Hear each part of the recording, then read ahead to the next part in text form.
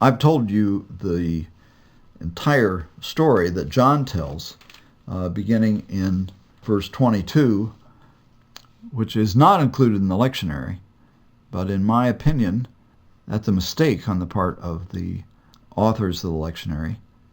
They left out those verses because they seemed to them unimportant, but they are very important, foundational pattern that will be present in all of the stories from John 6. That pattern is that Jesus says or does something that is puzzling, provocative. What follows in the discourse or in the actions explains or works within that puzzle. In this case, the puzzle is that they are looking for Jesus. They don't find him. They didn't know about his walking on the water, and so they saw him get into the boat, and so it establishes the mystery that was established for those who had eaten of the bread that Jesus had given them in the wilderness. Without the puzzle, the rest of the story doesn't have the same degree of energy. So I would highly recommend that you tell the whole of this. Now, the puzzle at the first level is, how did you get here? Because they had looked for him, and when they didn't find him, they got in the boats and went across the sea to Capernaum looking for him. And when they found him there on the other side of the sea, they asked him, how did you get here? Well, we as the listeners know how he got there. That is, that he walked across the water to get there. That fact is never identified in this story, but it is in the background as something that the audience knows because they had heard that story before. What that establishes is that Jesus is divine, that he has the power of God to walk on the water. So, their question is then, how do we do the works of God? When Jesus tells them that they should not work for the food that perishes, but rather for the food that endures to eternal life, which the Son of Man will give. So the motif is established right here at the beginning, that this bread that Jesus gives is the bread of eternal life. And their question is, how do we do the works of God? It is a question that grows out of the tradition of Moses, which is, how do we do the law? How do we do the works of God that will in turn be the basis of our salvation? And Jesus immediately identifies what they are to do. The way in which they are to do the works of God is to believe in him, to believe in the one whom God has sent. And their response is, well, all right, but what are you doing? What are you going to give us then? What sign are you going to give us so that we may believe in you?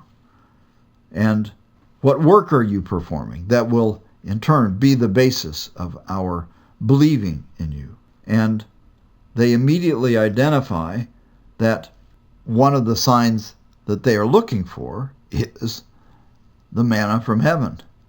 Well, Jesus had just fed 5,000 people in the wilderness, and so it was that sign that was in turn a sign that he is the one who was sent from God. Jesus' focus is to contrast their tradition, he gave them you bread from heaven, with his understanding of that tradition, which is, it wasn't Moses who gave you the bread, it was rather my Father in heaven, and he gives you now the true bread from heaven. That is, the bread which comes down from heaven and gives life to the world, namely, Jesus himself.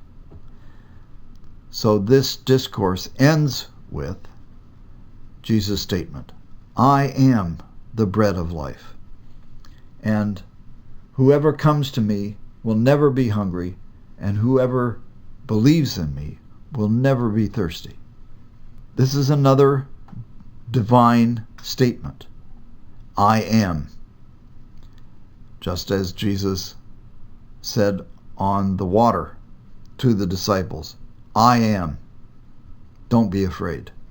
So also here, I am the bread of life. The announcement of this story is then that the puzzle about Jesus' identity, implicit in the people not finding him on the other side of the sea, is that Jesus has been sent from God, that he has come down from heaven, and that he is the source of the bread of life. The spirit of this story is the spirit of a mystery story. The puzzle as to where did he go? How did he get there?